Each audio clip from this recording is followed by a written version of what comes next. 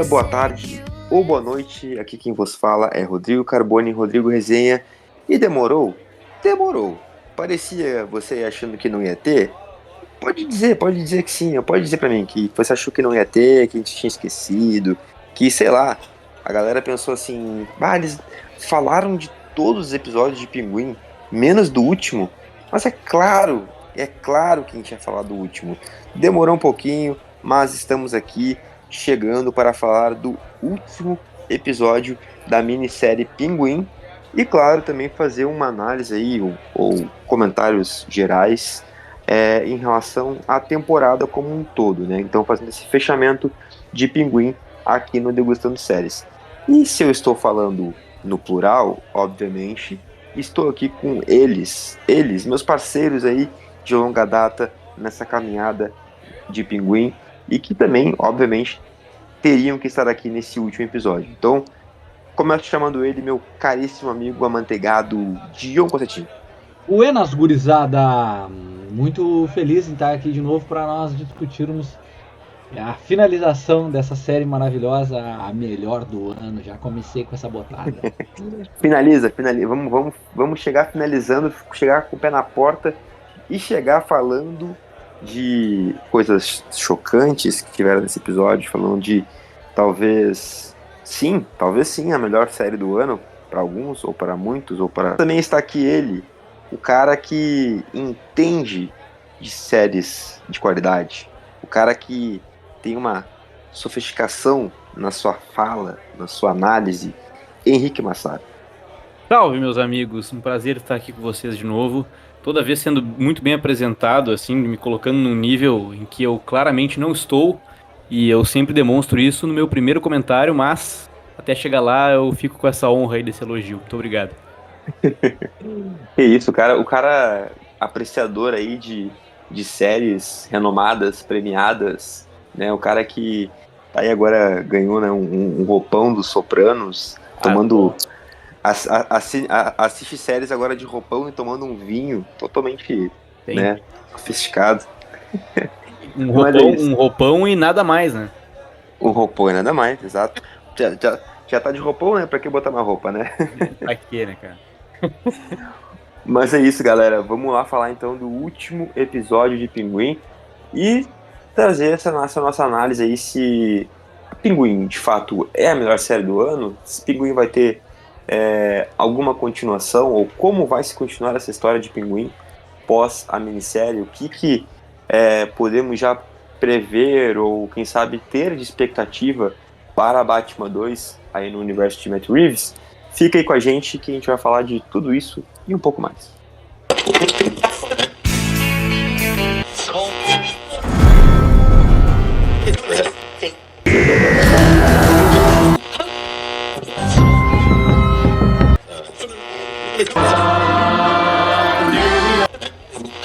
Degustando séries.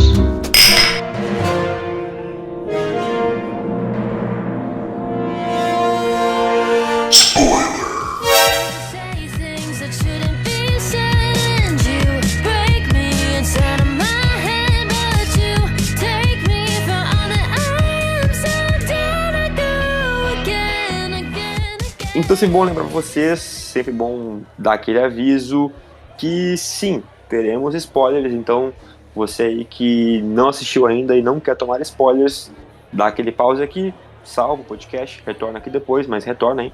Retorna, senão a gente vai te buscar aí, hein? A gente vai te encontrar e a gente vai fazer tu ouvir o podcast. Mas você que já assistiu a série por completo, ou, sei lá, tá nem aí pra spoiler, quer mais saber o que nós aqui achamos, né, da série e do final da série, então fica aí com a gente e bora falar então desse episódio que, olha, a coroação, né, a meu ver assim, do personagem Pinguim e de tudo que a gente vem falando ao longo das semanas aqui, da qualidade da série tá numa crescente a cada semana, de ter um desenvolvimento de personagens muito bem elaborado, muito bem amarrado, como a série soube, né, em cada um dos episódios reservar o tempo para cada uma das coisas que ela queria trazer e desenvolver isso, e depois conseguir criar essas relações e sustentar isso muito bem. E eu acho que o último episódio, na minha opinião, depois vai ter a opinião aí também do Henrique e do John, ele coroa isso.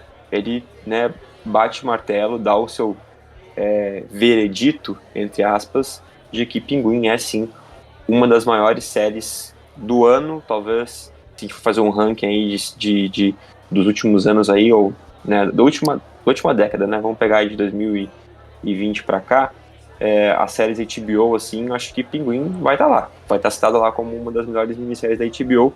Ao meu ver, a série, ela conseguiu isso e reservou para nós, né, um último episódio que a gente já tinha uma expectativa sobre o que iria acontecer de chocante, ou o que iria acontecer de nos fazer desgostar, odiar o Pinguim, porque ele é um personagem, sempre bom lembrar, né, que a gente tem que odiar ele, né, ele é um vilão, e aqui, né, o contraponto que o Henrique sempre fez em relação a Sopranos, né, de ter um vilão como protagonista e o quanto isso vai humanizando ele para o público, de certa forma, e aqui os últimos episódios, e principalmente o último, vem para dizer, não, galera, ele é um vilão e a gente tem que odiar ele e ver as coisas ruins que ele faz.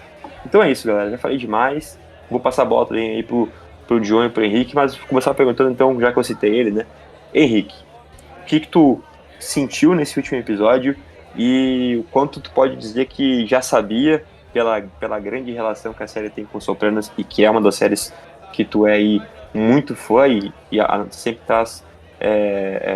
tem uma análise mais minuciosa do que a série tem, né, em relação a Sopranos, e se te surpreendeu de alguma forma no final e se foi coerente com o que a série quis vender pra gente. Pô, então, desde o me início. surpreendeu e muito, e aí eu me senti até por conta de tudo isso que tu falou, de eu gostar muito de Sopranos e tal, e de ter falado várias vezes sobre as semelhanças que a série tem com Sopranos, me senti meio idiota de não ter captado o que ia acontecer, sabe? A gente falou algumas vezes aqui, né, quando a gente gravou, do que será que o Oswald Cobb ia fazer pra ele se tornar tão detestável, né? Mais detestável ainda, e não tinha me passado pela cabeça o que ele realmente acabou fazendo, né?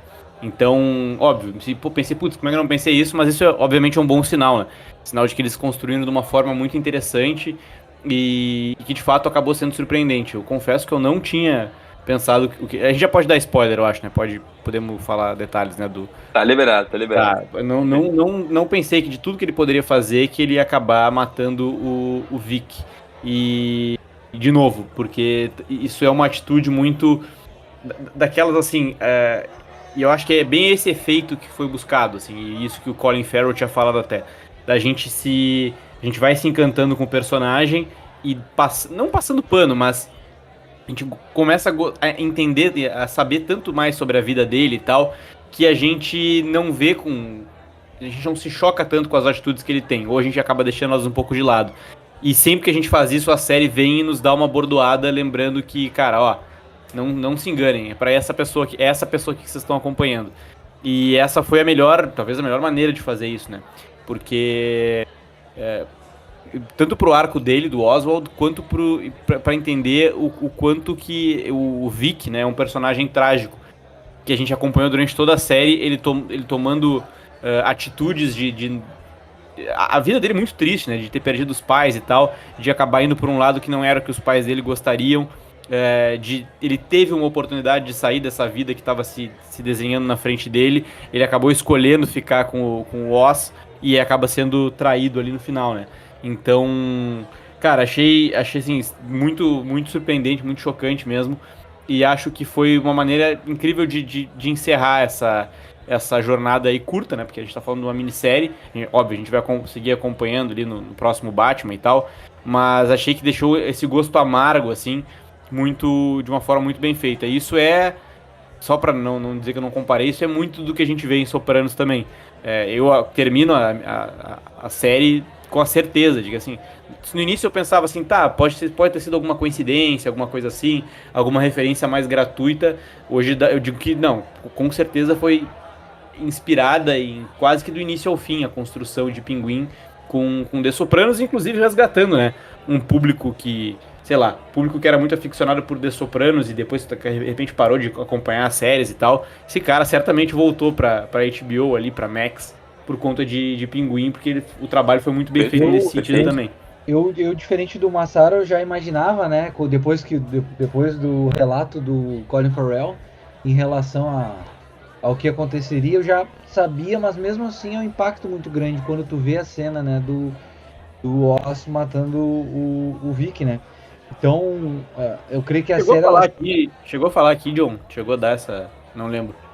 eu falei no episódio que tu não participou, bem na semana que o ator, né, que o Colin Farrell Aham. tinha Uhum. dado a declaração, eu trouxe aqui, minha primeira botada, Rodrigo sabe, quem ouviu durante as nossas últimas análises também entendeu que poderia ser o Vic ou a mãe, né?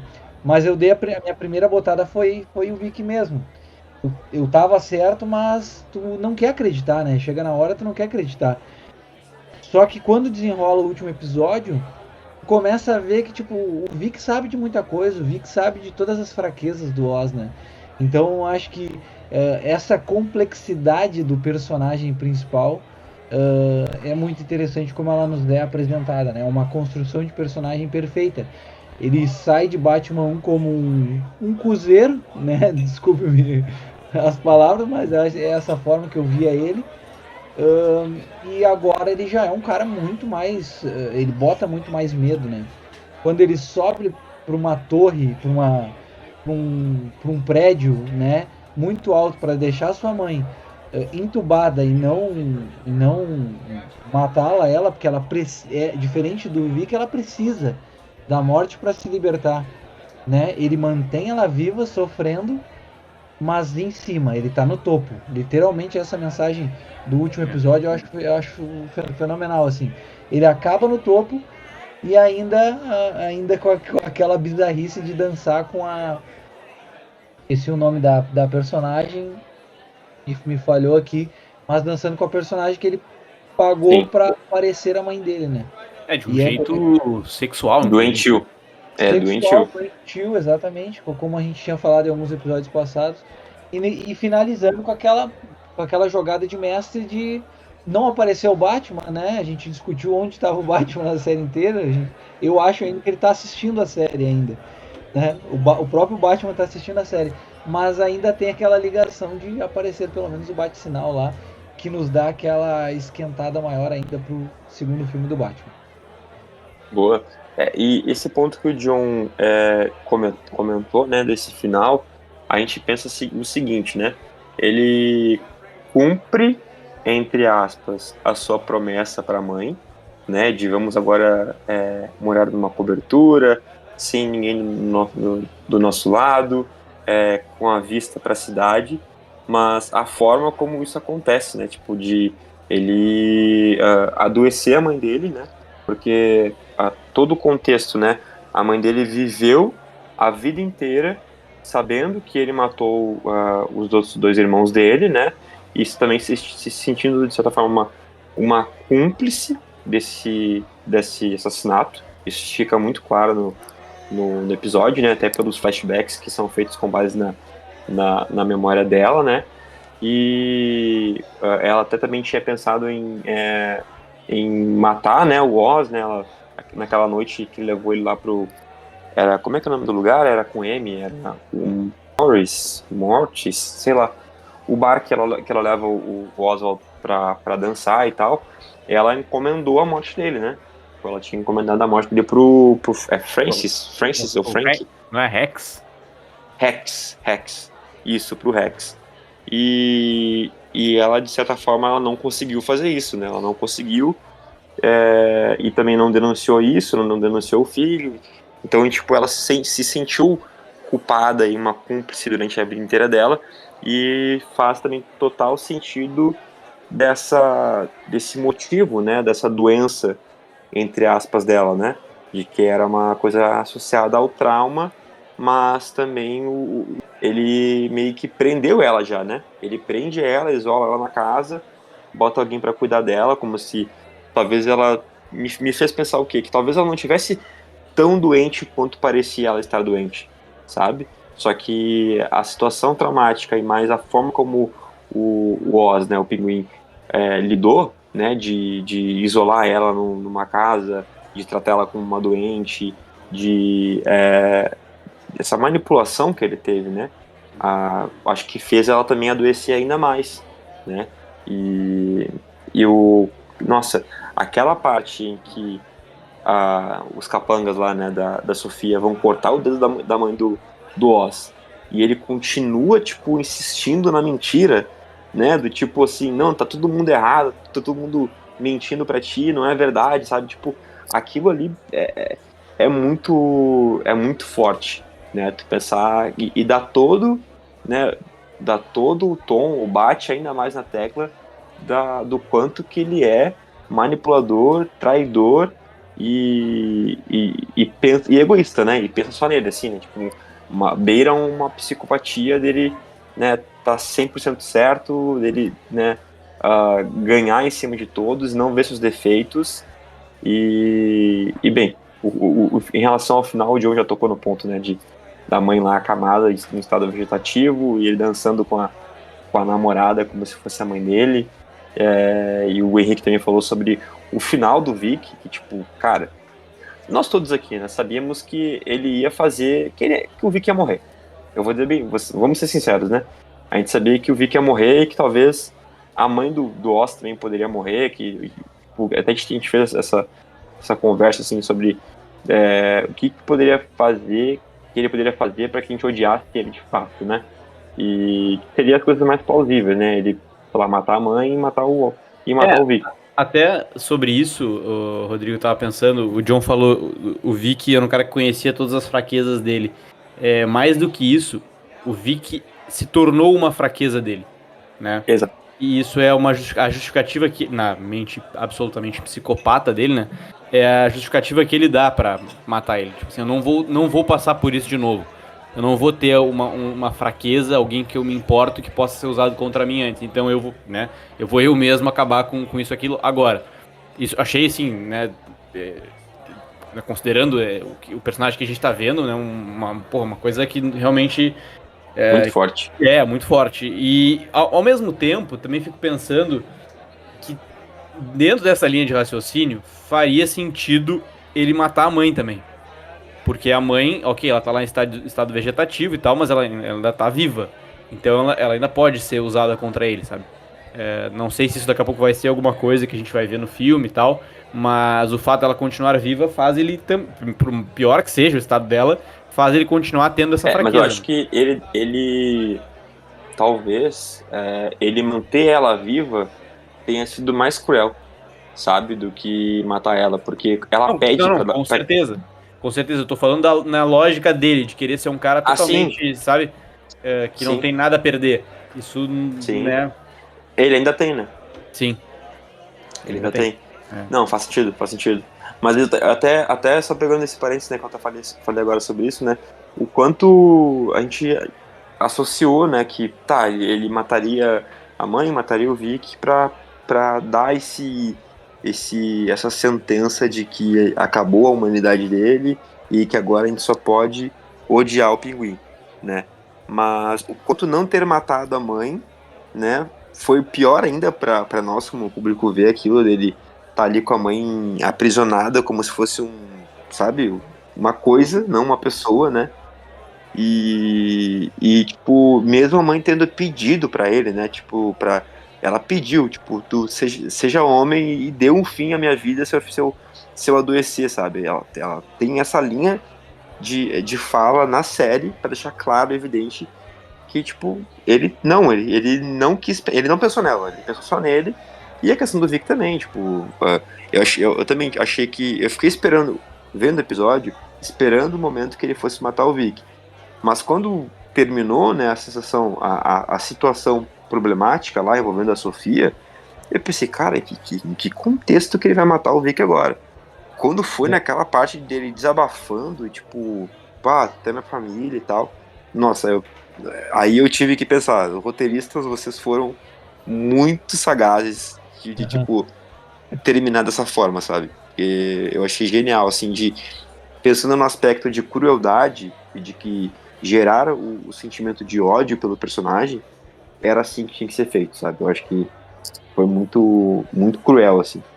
Eu acho que assim, ó, eu ouvindo vocês falarem, e me veio um outro caminho aí, né? Que é tipo assim, ó, matar os dois ou não ter os dois em algum certo tipo de ajuda, como que ele vai se virar a partir de agora? Ele se sente tão preparado que ele não precisa de ninguém. Mas aí, se tu parar pra pensar e ver aqueles pontos finais ali, a ajuda dele agora vai ser mais para dentro da política, né? Então ele vai ter esse braço direito. Antes ele tinha esse braço direito ajudando fisicamente ele, como um peão, né? Ajudando ele, o Picker, esse cara. E a mãe talvez com esse afago. Agora ele usa a mãe nem fala mais, não vai ter esse poder mais. É só como um bibelô, como um chaveiro para ele. Ele tá ali com uma forma egoísta tratando, mas ele vai ter esse apoio político, né? Então ele vai ter esse peão, como ele manipula muitas pessoas, ele vai ter esse peão dentro da política que é aquele vereador, né? Aquele vereador já querendo chegar, e isso é um ponto interessante que eu vi no episódio também, é essa ligação direta com a política. Ele já está almejando a prefeita apareceu no filme e agora está almejando já pegar a posição dela, né? Então Uhum. é a construção sim de um pinguim muito forte pro Batman 2 que eu paro para pensar muito nessa sequência, porque a gente tem tantas possibilidades, né? Claro que não tem uma apresentação tão grande, por exemplo, do Coringa. Já ouvi falar em alguns lugares que o Coringa do Barry Keoghan vai aparecer pouco no Batman 2. Vai ter uma série própria que nem teve em Pinguim para ser construído o personagem para no filme 3 ser um vilão. Mas também no filme 2 a gente pode ter a Sofia, a gente pode ter o Pinguim como vilão. Acho que tá muito aberto, né? Deixa eu queria perguntar um negócio, até falando sobre filme, queria saber a opinião de vocês. Vocês dois gostam do filme do Matt Reeves, né? Eu não gosto do filme, então pra mim é muito fácil dizer que eu acho o Pinguim muito melhor que o filme. Vocês que gostam do filme, vocês acham que a série é melhor ou não? Eu acho que é mais, eu acho que é melhor, entrega mais e tem uma coerência com o filme. Por ela vir depois, a chance de ter um erro é muito maior, né? No meu ponto de vista. Então, eu acho que existe uma coerência até de cores, de cenário, algo que muitas vezes num derivado não se tem, né? E é um derivado muito próximo do derivado que vem depois de 5 anos, 10 anos, é um bagulho que vem em 2 Dois anos anos. depois. É. Eu gosto mais da série do que do filme. Eu gostei bastante do filme, tá? Mas é que a série pra mim ela é perfeita. Ela não tem um episódio ruim, ela não tem personagens aleatórios que não precisaram estar na história. O roteiro é muito bem montado, né? As atuações são de luxo. Merece muito estar nas premiações dessa série. Eu também, eu acho que assim, a série ela tem uma carga dramática muito maior do que o filme, né? E óbvio, também tem mais tempo para execução, assim, de tipo, desenvolver personagem, desenvolver as subtramas, né? Fora a trama principal, que era a trama dessa ascensão, né? Do Pinguim como vilão e como figura potente do crime em Gotham, mas eu acho que o filme ele tem um clímax, assim, acho que tipo essa questão de sequências de ação, de tipo, vou dar falar do jeito bem chulo, assim, tipo o bem contra o mal. Eu acho que fica muito mais evidente no filme, né? Enquanto que na série é quase que o mal contra o mal, é só mal, Sim, entendeu? totalmente. Então, Tá. tipo, eu acho que, tipo, a série, ela tem, com certeza, mais qualidades do que o filme, mas pra mim o filme, ele funciona muito bem como um filme, sabe? Eu gosto muito do The Batman. Pra mim, depois da trilogia do Nolan, pra mim, é o meu Batman favorito, assim, né? Mas eu fiquei curioso agora fazendo essa relação, tipo, tentando trazer um simbionte entre a série e o filme, pensando o quanto que a gente vai colher dessa série agora no Batman 2. Já começa a pensar de que a gente vai ter ainda menos uma sensação lúdica de tipo, um vilão grande do Batman, tipo Senhor Frio, como estavam falando, ou até o próprio Coringa, né? Mas eu acho que o Coringa vai acabar ficando para a conclusão da trilogia. Eu acho que até seria mais acertado isso de se fazer. E achar que agora, no Batman 2, o vilão principal vai ser o Pinguim. Poderia ser o vilão principal. Pensando que ele está na série, ele destruiu a máfia, né? Tipo, as duas principais famílias da máfia de Gotham, que era os Marones e os Falcones. Cara, ele esfacelou as duas famílias, gerações de famílias, tipo, lendárias da máfia de Gotham. E Uhum. agora ele está entrando para uma outra cadeia de máfia, vou dizer assim, entre aspas, máfia, que é a política. Então ele está começando a querer se inserir na política de Gotham. Conhecidamente nos quadrinhos é 90% suja, tão suja quanto a máfia, e 10% tem ali os seus salvadores, né, pessoas de bem, vou dizer assim, que vão tentar, tipo, frear isso, né? A própria prefeita é vista como uma das figuras que não é corrupta, né? Então eu acho que vai ser isso. Eu acho que até por isso que o bate-sinal toca no final da série. E é exatamente. E agora, e aí que justifica talvez a participação do Batman, né? Exato. E a não participação dele durante a série, que a gente conversou. Por que não tem. Eu mesmo me perguntei qual é a justificativa pro Batman não ter aparecido. Aí acho que foi até tu, Rodrigo, que falou. Cara, porque ele não se mete no meio da máfia e tal. E faz sentido, porque a série toda, tirando a explosão do penúltimo episódio, que impacta muito, tipo, a população e tal, foi sempre bandido contra bandido, né? Eles se matando entre si, o mal contra o mal, como tu falou. Agora que começa a entrar num território em que talvez o Batman se veja obrigado a participar, assim. A intervir. E eu acho que assim, a gente pode pensar que o Batman 2, e pra mim ficaria um filme. Claro, vai ter aquela galera, né, o famoso fanboy e tal, que vai querer, não, eu quero um filme do Batman contra o vilão, que ele saia no soco e tarará, parará.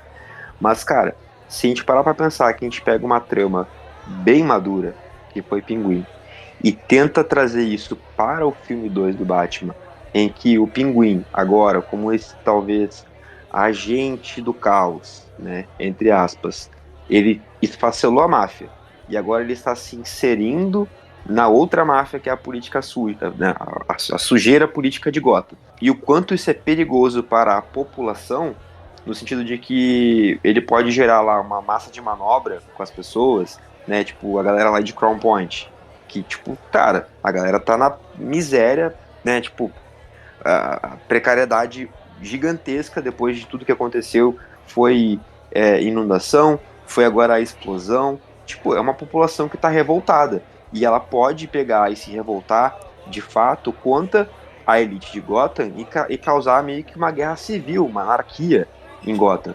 E aí eu acho que é aí que o Batman ele vai se inserir, porque o Pinguim ele pode usar isso, assim, tipo, ele, como fez na série aqui, ele criar esse anarquismo na cidade, ele ser o agente do caos, mas por baixo dos panos, né? Jogando aquele político corrupto ali que aparece no final da série, que eu não vou lembrar o nome, como a figura principal disso tudo, né? Ele ganhar os votos lá das pessoas de Crown Point, ele ser visto, né? Mais como uma marionete, né? E o Batman vai intervir nisso para não deixar a cidade, né, tipo, entrar em conflito. Acho que até o próprio Gordon pode ter chamado o Batman por causa disso, né? Onde, tipo, olha, a máfia, tipo, foi varrida do mapa, alguém fez isso, né? E alguém que tá se escondendo. Quem é que tá se escondendo? O próprio Pinguim, que é, tipo, um pouco parecido, se a gente parar pra pensar, com o que The Boys fez também, com aquela trama do Capitão Pátria, do tipo, olha, gera guerra civil, né, polarização política e tal, deixa o caos acontecer e depois tu aparece como um salvador da pátria, entre aspas, né? Eu não vi essa última do The Boys, mas sim, entendi. Tipo, eu acho que tipo, talvez o Batman 2 tenha uma trama muito mais política, né, e do tipo assim, só concluindo que eu já falei também demais aqui, né, jogar o Batman como uma coisa ruim pra cidade, sabe? Tipo, um pouco com o que o Charada tentou fazer também, do tipo assim, o Batman não é um bonzinho, o Batman, sabe? Aham. Essa coisa de manipulação, sabe? Então, tipo, talvez tentar manipular um pouco a população de Gotham contra o Batman e contra as famílias ricas, as pessoas ricas, para gerar essa guerra civil, esse caos aí na cidade. Pensando que, só concluindo, está sendo já apontado, né, como rumor, o Boyd Holbrook, que é ele faz Logan, cara. Sabe aquele personagem de Logan lá que tem o braço metálico, que briga Uhum. com o Sim. Logan? Ele tá sendo cotado pra fazer o Harvey Dent, Harvey Dent no Batman Parte 2. Então, cara, se vai ter um Harvey Dent, quer dizer que a trama vai ser política, sabe? Muito parecido com o que a gente viu também lá no Cavaleiro das Trevas do Christopher Nolan, né? Mas enfim, não sei se faz sentido pra vocês também, Guris. Tá falando do Boyd Holbrook, né? Isso. Bom, o que eu ia falar era em relação à política, e depois de ouvir tu falando sobre se fosse jogado para esse lado o Batman 2, para mim seria perfeito, cara. Porque seria algo diferente do que a gente também já viu do Batman. Porque quando eu fui ver o primeiro filme com o Robert Pattinson, eu queria ver um Batman diferente. Eles entregaram um Batman diferente. Um Bruce Wayne diferente. Emo. Uhum. Eu falei durante várias vezes que foi nos entregue o Batman virgão. O Batman que tá aprendendo a fazer as coisas, faz as coisas Emo. erradas. Se bate, o Batman mesmo, exato. O Batman virgão que não sabe muito bem o que tá fazendo. E num cenário 2 do filme 2 tendo o Pinguim já como um safo da política, digamos assim, croado na política, e esse gurizão meio virgão que tá aprendendo ainda, tomando um laço em relação a isso, o que ele vai fazer, né? Eu sinto que esse Batman ele não se achou ainda, o que ele tem que fazer por Gotham.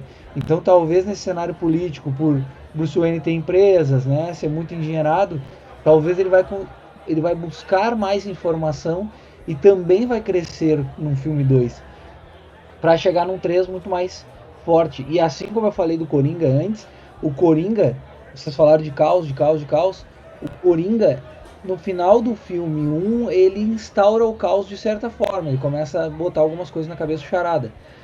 No filme 2, imagino que ele continue fazendo, então ele também está instaurando esse caos do jeito que a gente conhece o Coringa de todos os outros personagens que a gente já viu. Coringa instaura o caos. Agora, como ele vai instaurar? Um pouquinho no filme 1, um pouquinho no filme 2, e no 3 ele chega quando ele já fez todo mundo de massa de manobra, ele já fez a cabeça de todo mundo, ele chega muito mais preparado. Torço muito para que isso tudo aconteça. Política no filme 2, preparação para o Coringa, depois a série do Coringa, depois um filme com a vilania do Coringa. Cara, tá perfeito Excelente. essa construção, esse universo de Batman tem que entrar na nova DC. Para mim, esse tem que ser o Batman da nova DC. E se eles Excelente. conseguirem unir tudo, vai ser um bagulho assim, ó, gigante. O Mas perdão do mais trocadilho. de um filme, no caso. Sim, Hã? mais de filme. Sim, Teria mais mais, de um teria filme. mais. Teria, é certo que é mais dois, né? Batman parte 2 e Batman parte 3, Aham. né? E tem se falado numa série do Coringa, né? Seria coerente pra caramba, porque se a gente tem o Pinguim no intervalo de Batman 1 e Batman 2, no intervalo de Batman 2 para Batman 3, tendo uma série de um outro vilão, por mais que seja um personagem muito batido, faz muito sentido, é muito coerente, né? Poder trabalhar o cara, já que tu não vai trabalhar o cara no filme. A única coisa é que seria uma série do Coringa, você tá falando, né? Isso, Eu acho que o sarrafo é um pouco elevado aí, sabe? sim, total. Porque o Pinguim, cara, é um personagem que. Primeiro, tem duas coisas. Primeiro que não tem produção, né, sobre o Pinguim, assim, sobre o Pinguim. E o fato de que no filme ele se destacou muito já, né, no Batman de 2022. Pra mim é o ponto alto do filme, assim, é o Colin Farrell. Agora, o Coringa, tá fazendo uma série do Coringa, entra muita coisa em jogo, né? E entra principalmente os dois últimos filmes do Coringa, né? Então eu fico até curioso pra ver o que vai ser, assim. Se eles conseguirem fazer uma série do Coringa padrão, série do Pinguim, cara, assim, ó, não tenho o que pedir mais, sabe? Porque Ali é muito certo, né? E o é Barry muito sério, Keoghan, mas cara, o risco de errar é maior, sabe? O Barry Keoghan é um cara que tá em ascensão em Hollywood, tá ligado? Ele tem muito a crescer, já foi indicado ao Oscar, sabe? Então eu acho que ele tem tudo pra poder entregar. Claro que se fizerem o bagulho, se cagarem com o troço, que por enquanto tá muito bom, né? Mas que nem tu falou, se a série for pelo menos parecida com o Pinguim, com a coerência visual e narrativa, a gente vai ter um grande universo pela frente. E a gente vai poder voltar aqui de novo no Degustando Série para poder falar bem de uma série maravilhosa da Max. Total. E pra mim, assim, pegando o que o John falou agora ali, pra mim tem total coerência, né? A gente pensar, só fechando nesse assunto em relação ao Coringa e o Caos, de tipo, cara, faz um segundo filme só focado nessa questão política, tipo uma guerra civil, beirando uma anarquia em Gotham, né? Tipo, a classe mais pobre de Gotham se revoltando e querendo atacar, né, a classe mais rica e, tipo, a cidade depois ficando nesse caos, nessa, tipo, fragilizada dessa forma, e chega o agente do caos, tipo, o agente do caos dito próprio no terceiro filme, pegando uma cidade assim, dividida, tipo, esfacelada, e só botando gasolina, né, no fogo que já tá pegando no circo, sabe? Acho que seria uma construção narrativa muito bem feita se for esse o plano de Matt Reeves aí pro seu universo. Mas, meus caros, acho que, de forma geral, né, ficamos contentes aí com o Pinguim. Falamos bastante aí sobre os pontos principais, né, desse último episódio. Também o quanto a gente fez algumas conexões aí com o que a série trouxe ao longo das semanas, né, anteriores. Ô, a gente Desde lá... tem. Ô, Rodrigo, desculpa te interromper. A gente tem 5 minutinhos, eu queria fazer uma pergunta pra vocês. Pode, claro. A gente falou no início, pra vocês é de fato a melhor série do ano. Eu fiquei todo o papo aqui, eu fiquei pensando. Eu tava até vendo que eu vi menos séries esse ano do que ano passado, mas, por Pra exemplo, mim, esse ano teve Bebê Rena, que foi bem legal. Teve Senhor e Senhora eu, Smith, uma série que eu gostei bastante, mas talvez eu crave Pinguim como a melhor. pra mim é Pinguim, com toda certeza, junto. Eu acho que eu botaria abaixo ali umas que ficaram próximas, Cidade de Deus, A Luta Não Para e uma que eu acabei de assistir na Apple, que é Disclaimer, que provavelmente vai estar na temporada de premiação. Eles vão concorrer a muita coisa, talvez, juntos. Mas com certeza, Pinguim é a mais perfeita do ano pra mim. Disclaimer eu não vi ainda. É, eu também eu não vi Disclaimer. E, cara, eu acho que de momento sim. Acho que eu tô na dúvida, estaria na dúvida com o que o John falou, tipo, com Cidade de Deus, sabe? Pra mim, acho que é as séries aí que conflitam pelo meu primeiro lugar, porque Qual? com Cidade de Deus. Eu gostei de Cidade de Deus, mas eu não acho que tá nem perto desse nível, assim. Sim. Sim. E tem uma série da Apple TV que aí foi o John que viu, né? Que todo mundo fala muito bem, que é Acima de Qualquer Suspeita. Acima Ah, de verdade, teve essa. Teve essa também É, Verdade. boa. Matéria Escura, muita gente falou bem. Irmão também. Menendez, né? O dos Irmão Menendez ali da Netflix Essa também. eu não Foi vi. bem falado. Cara, Mas, Acima de Qualquer Suspeita entra nesse ranking pra mim. mas eu Tem acho que uma nenhuma. série, mas nada a ver com esse universo, é uma série de comédia, que pra mim é, cara, das melhores dos últimos anos. Pouca gente fala dela. E tá, da segunda temporada tá rolando agora, é muito boa, que chama Shrinking, Falando a Sim, Ah, Real. com o Harrison Ford. Acho muito boa essa série. muito boa, eu gosto também. Mas é isso. Eu tava pensando aqui também se tinha alguma outra série, porque às vezes a gente vê tanta coisa, cara, que. Putz, cara, tá. No início do ano também teve. É uma série animada, mas conta, né? Que é o X-Men 97, pra mim também. Foi uma das séries. Pra mim, tipo, o X-Men 97 pra mim foi, tipo, cara, muito bem feito, assim. Conseguiram resgatar a animação lá e, sabe, entregar com qualidade uma coisa que, tipo, a Marvel tava precisando fazer faz um tempinho. Tiveram séries boas, pelo menos esse ano da Marvel aí. Mas o assunto não é Marvel, né? A gente tá falando de DC aqui, não vou misturar as coisas, senão vai ter gente reclamando aí. O que eles estão falando da Marvel aqui no podcast do Pinguim? Mas, galera, agradecer pela companhia, agradecer por terem estado aí conosco, você aí que está nos ouvindo, e também agradecer aí ao John e ao Henrique por terem participado aí boas semanas comigo e fazendo aqui o Degustando Sério sobre o Pinguim, e deixar agora aquele espaço aberto aí para as divulgações, começando por ele, Pipoquinha na Ô, Manteiga. gurizada, eu que agradeço aí a participação, a chamada, né?